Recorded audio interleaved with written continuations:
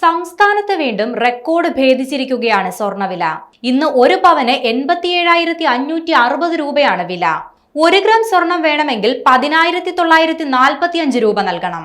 2 ദിവസമായി കുറഞ്ഞു വന്ന സ്വർണ്ണവില ഒറ്റയടിക്കാണ് ഇന്ന് 640 രൂപ വർദ്ധിച്ച് 87,560 എത്തിയിരിക്കുന്നത്. പണിക്കൂലി ഉൾപ്പെടെ ഇന്ന് 1 പവൻ സ്വർണം കയ്യിൽ കിട്ടണമെങ്കിൽ ഏകദേശം 1 ലക്ഷത്തിനടുത്ത് രൂപ നൽകണം. കഴിഞ്ഞ സെപ്റ്റംബറിൽ രേഖപ്പെടുത്തിയ ഏറ്റവും കുറഞ്ഞ പവൻ വില 77,640 രൂപയായിരുന്നു. കൂടിയ വിലയാകട്ടെ 86,760 രൂപയും. അതായത് 9,120 രൂപയാണ് കഴിഞ്ഞ ഒരു മാസം മാത്രം സ്വർണത്തിന് കൂടിയത്. ഓരോ ദിവസം കഴിയും തോറും സ്വർണ്ണവില കുതിച്ചുയരുകയാണ്.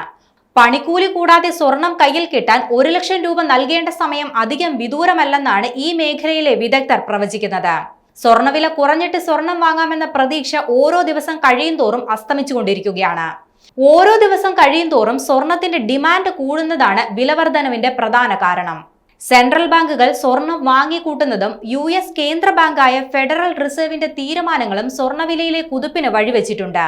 സ്വർണ്ണവിലയിൽ ഉണ്ടാകുന്ന ഉയർച്ച സ്വർണത്തിന്റെ ആവശ്യകതയിൽ ഇടിവുണ്ടാക്കിയിട്ടില്ലെന്നതും എടുത്തു പറയേണ്ട കാര്യമാണ്. ആഭരണത്തിന് മാത്രമാണ് ആവശ്യക്കാർ കുറയുന്നത്.